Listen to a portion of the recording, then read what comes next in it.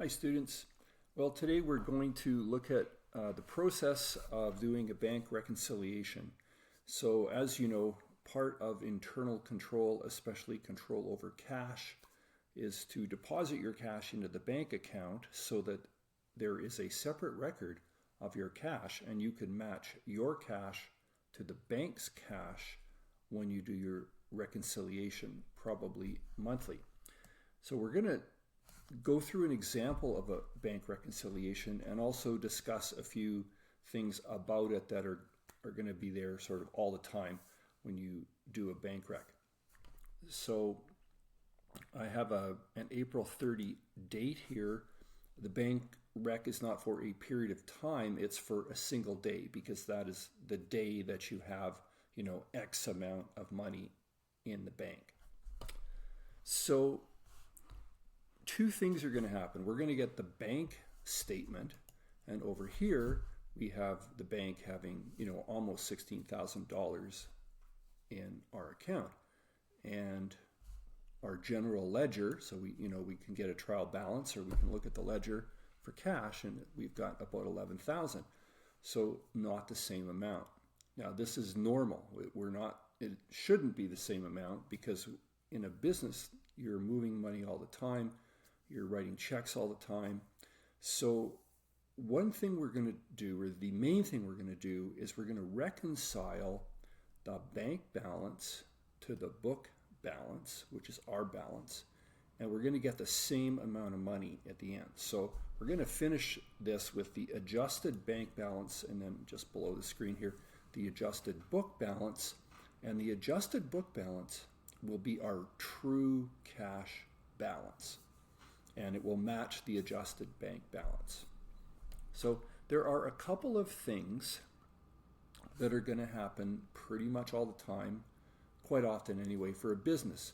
Now, one here at the top we see called deposit in transit. So what happens there is, if you're making a cash deposit at night in a bank, let's say on April 29, well, maybe they don't get it in time on April 30 to actually put it into your bank statement and deposit it. So that's maybe a slightly older way of putting money in the bank, but if you ever go through or past a lot of banks, you might see that they actually have a hole in the wall. Not really a hole, they have a metal piece in the wall, sort of a box, and someone from a business can take money that they've collected through the day. So the bank is closed, the business is closed, they take their money and they deposit it in the bank. Basically, they have a key, they open this big metal drawer, they put the money in, they close it. When they close it, it drops into the bank. So kind of odd, right? In this day and age with so many electronic deposits, but that's a deposit in transit. So here you've done something. You say, I have $2,200. So you debited cash $2,200. The bank doesn't know that yet. So the bank would say, oh, gee, you're under what we say, because they don't know you have a $2,200 deposit. So we have to add that to the bank balance. So we're going to say add, and we're just going to call it deposit in transit.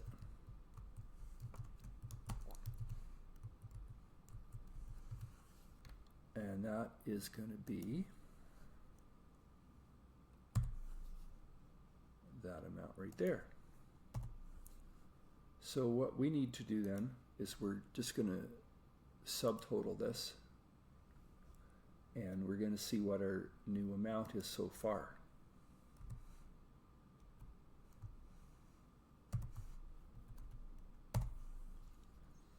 So we're even further off, right? Now, similarly, you as a business are writing checks. So whenever you have an account payable, maybe you pay electronically, but maybe you write a check. So when you write a check to your customer, that check has to go into the mail. The mail system has to deliver it to your customer. Your customer has to deposit into their bank, and then the interbank transfer will happen overnight and it will come out of your account. So this can take a while. So let's just, for example, look at this $3,000 check. It's outstanding, and that means we wrote the check, we sent it to our customer, and we credited cash. What we probably did is debit accounts payable and credit cash. The bank doesn't know that we wrote a $3,000 check because our customer didn't cash it yet.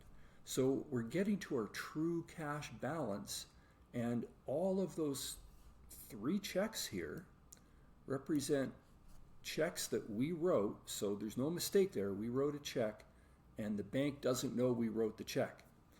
They will know when our customer cashes the check at their own bank, and then it transfers and comes out of our account. So all of those 3 numbers there will reduce the bank balance.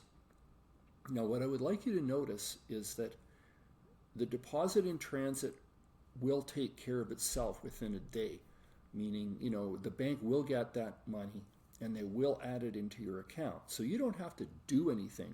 You don't have to phone the bank. They'll see that and they'll put it in. Same thing with the outstanding checks. Sooner or later, probably sooner, your customers will cash those checks. The bank will deduct that from your balance, and this will all work, right? So you don't have to do anything. Every month there will be outstanding checks, but probably different ones from these. So when we take these away from the bank balance, as soon as our customers cash it, the bank takes it away too. So the bank side of this is pretty much automatic. It's just going to happen. So we're just going to say less outstanding checks.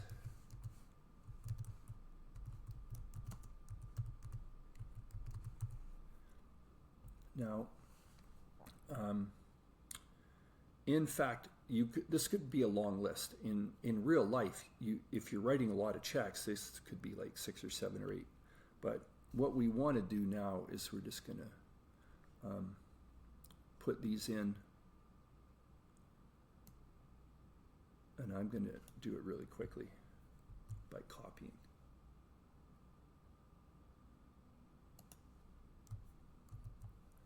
So there are the 3 checks, and they're all going to be deducted. The bank will get them and they will take them away. So what we need to do is we need to take that away, and there's our total. And what's going to happen here is this note is a deduction. So we're going to take our addition subtotal, we're going to subtract the outstanding checks, and we're going to have it. Whoops, what happened there? Hang on. My goodness. Let's try this again.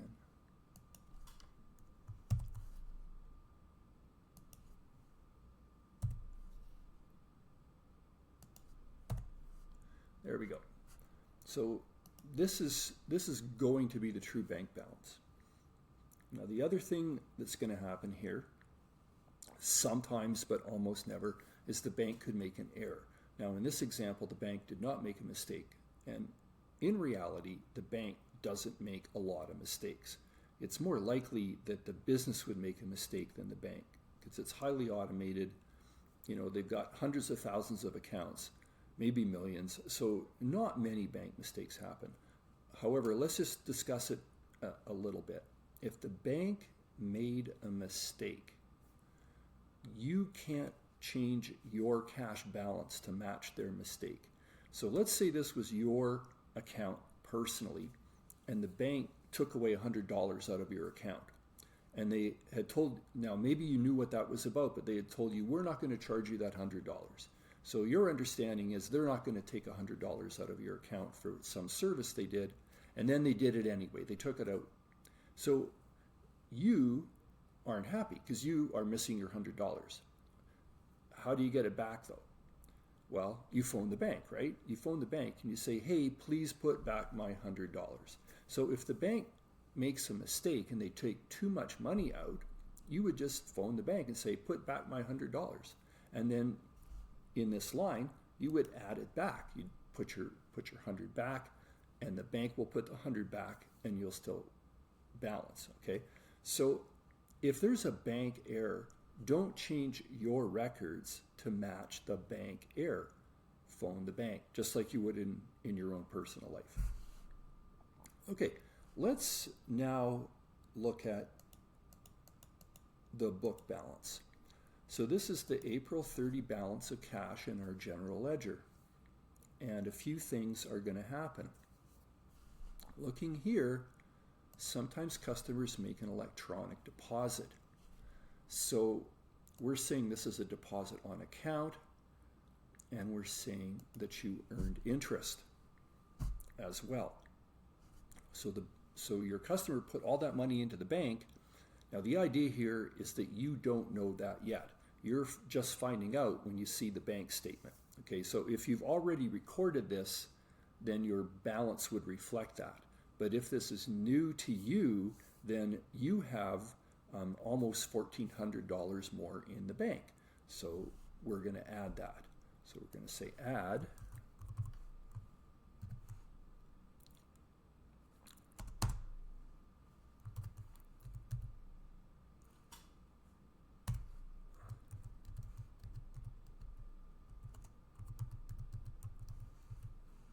So we have the electronic deposit and we have interest. And these two things right here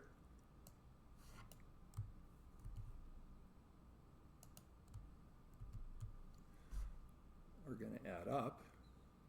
Now, before we do though, actually I'll add these up.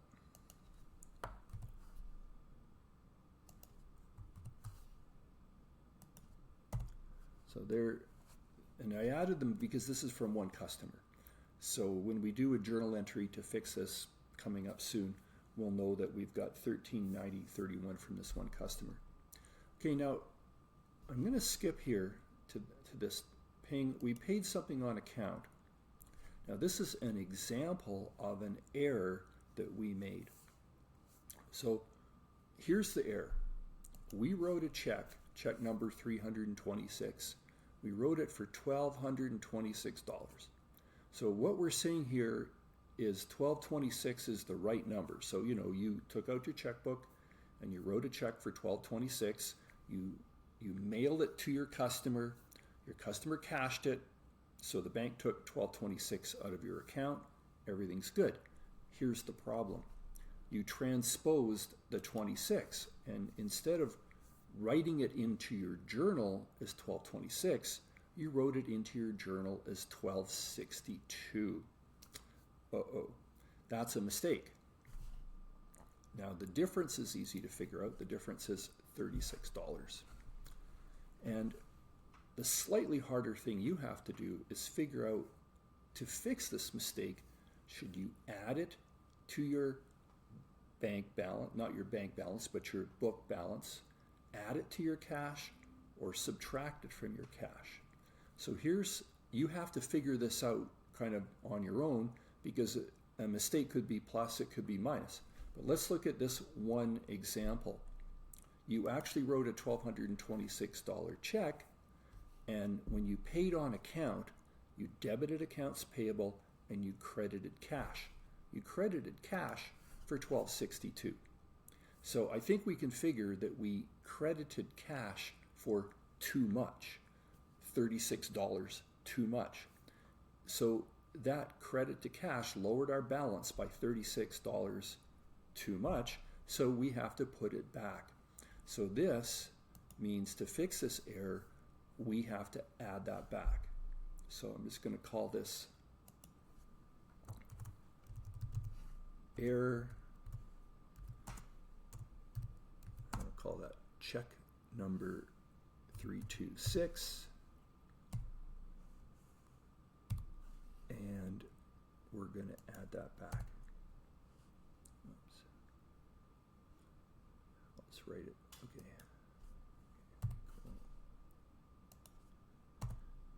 There's our 36.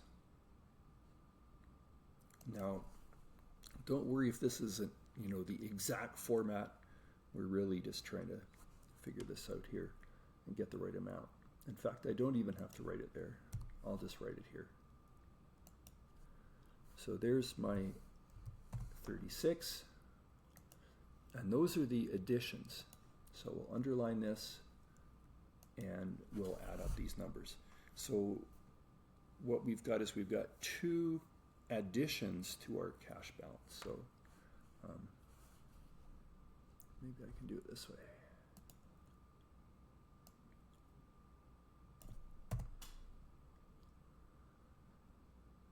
So there we go. Okay, so this is our current subtotal. Now comes the less part.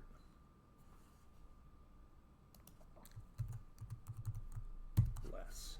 Now let's look at these three items here. Okay, you probably have heard of an NSF check. NSF stands for non-sufficient funds.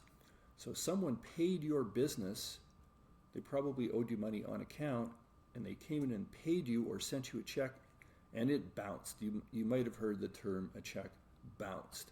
Well, that means there was no money in the account of that customer to pay it. So here's what happens when a business gets that check. The business cashed the check. They deposit, not cash per se, but they deposit that check in the bank with all their other cash and checks. The underlying journal entry, though, is to debit cash and credit accounts payable. So we took the check from Roy here, and we debited cash and we credited accounts payable. So that increased our cash. Now the reality is we don't have that cash. We thought we did. We increased our cash, but it bounced. So the bank is telling us, hey, you don't actually have any of that money at all. So we have to deduct it from our cash. The other thing that happened is the bank doesn't include this kind of service within their normal service fee. They charge us an extra $10. And today this could be $20 or $30, but we'll just use 10. So let's talk about this $10 just a little bit. It's common practice that a business will pass this on to the customer who bounced the check. So we're not just going to say, Roy, you owe us $425. We're going to ask that person to pay $435. And the other thing is they still owe us the money. So now we have a customer who did not pay us, and we don't have $435 because of it. So we will contact that customer and we will tell them their check bounced, and we'll ask them to pay us. So that's how that works. So we're just going to say less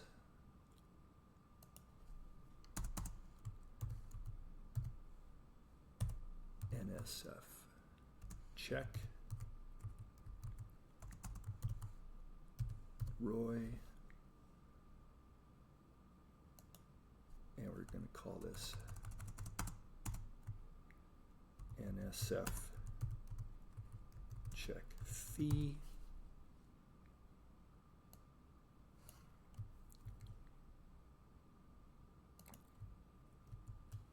And those two things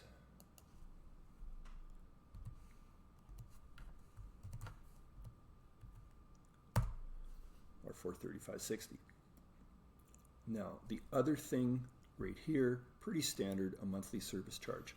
Now, again, if you have not yet recorded that charge, then this is where you say, oh, the bank charged me $30. And before we kind of wrap this part up, let's just note that there could be more deductions from your bank account. For instance, if you have a line of credit and the bank is charging you interest, the bank doesn't phone you up and say, hey, Sorrento Company, we're going to charge you $47 interest. They just take it out of your account. So that would be, you would see something on the bank statement called interest, $47. You'd have to take that away too. Okay, so there could be a lot more things. However, in this example, we're just going to take away the service charge.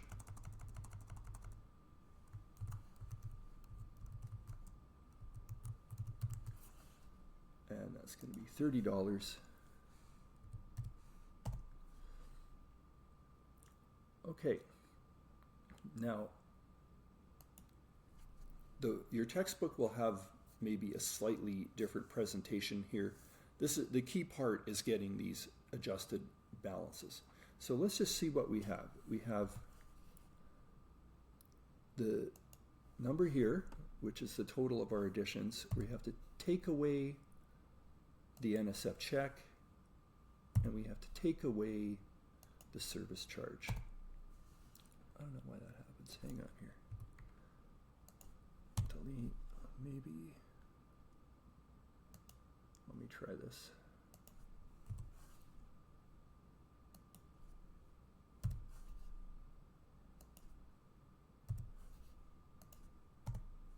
There we go. Now, what we have is 1204.85 here. Sorry, 12.204.85. We have 12.204.85 here. These numbers have to be the same. If they don't, you're not finished because you haven't balanced yet. Okay, so it's good. We would normally double underline this, and we would have double underlined that. Let me try that again here. Okay, so we're not done. We're partway done. We've done the hard work, but let's keep in mind that the only way to change your cash balance is through a journal entry. You do a journal entry, you post it to the ledger account, and then your cash balance is updated. So we've done all of this. That's great, but none of this is recorded in our cash ledger account yet. So when it comes to doing a journal entry, every single change to our cash balance on the bank reconciliation requires a journal entry as well. So you're only half done. Well, you're more than half done because we've done the hardest part. But if there is no journal entry, then you haven't updated your cash, and this is all for nothing. So don't just finish the bank reconciliation and think, oh, there, it balanced, I'm done. None of this highlighted area is in your records yet. So you have to do all of these journal entries. Now, the other thing I want to note is, let's say maybe there was a bank error as well. There might have been a few more things here on the bank side. Can you do a journal entry for the bank? Can you just open the bank's books and do a journal entry? Well, obviously no. So you cannot journalize anything to do with the bank. If the bank needs to make a change, and again, I noted this will all happen automatically. You don't have to call the bank. Eventually they'll get your deposit. Eventually those checks will be cashed. All good, right? So you don't have to contact the bank. The only reason you have to contact the bank is if they made a mistake, and then you have to phone them up and tell them, okay? So don't try and do a journal entry for the bank. You can only do a journal entry for yourself. So every change requires a journal entry. And there are not too many changes here, but we're gonna look at that. Okay. An add or an addition means that cash goes up because this is our book balance of cash. So anytime we add, cash goes up.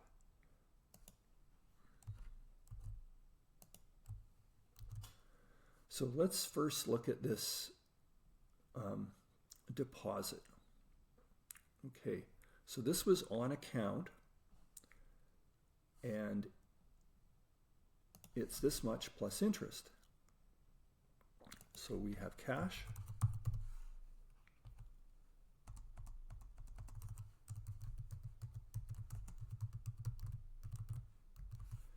accounts receivable, and interest revenue.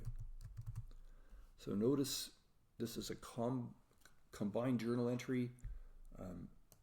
Our cash amount was $13.90.31.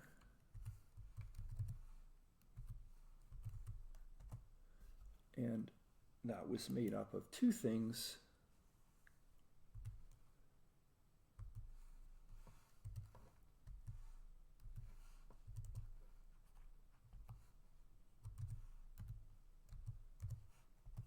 And those are our debits and credits. Okay, so we've taken care of the deposit, and remember that deposit was someone paying us on account, so that was a debit to cash and a credit to accounts receivable, and we took the interest. Now, this error needs fixing, and notice this is in the add side. So if it says add, then that just means more cash. So put in 30 for the date, and we're going to debit cash. Remember, we had credited cash too much, and the other part of crediting cash too much is we debited accounts payable too much. So, you know, when you pay on account, you debit accounts payable and you credit cash. So your accounts payable has the wrong balance as well. So we're just going to fix both at the same time.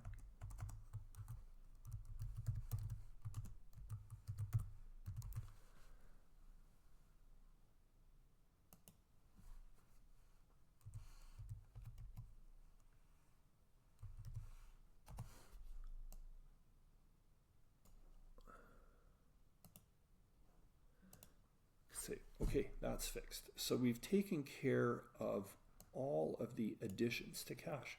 Now let's look at the deductions from cash. So of course, if we take away cash, that's a cash credit. And one of the first things we're going to do is we're going to reinstate the accounts receivable for Roy and say, hey, you owe us money. And that is no longer for $425. We're going to ask for the whole amount.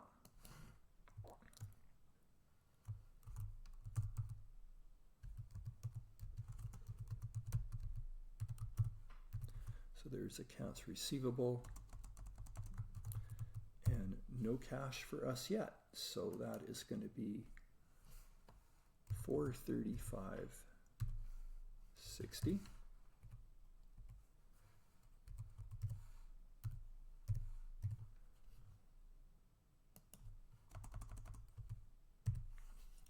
And last of all, we're going to accrue this service charge.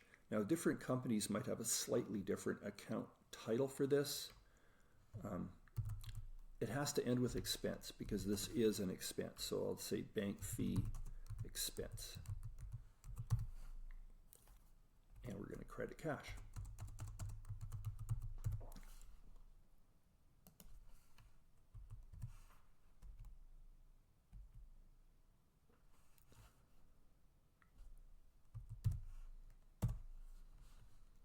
Okay, so this is pretty much it.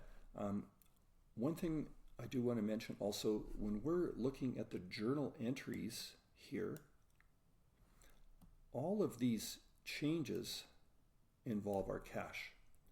So that means every single journal entry here has to involve your cash. Okay, so let me just fix this a bit. Okay, there we go.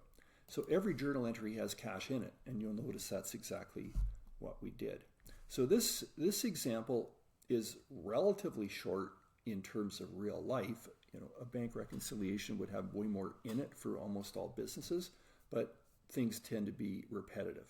So that's it for today's example, and talk to you next time.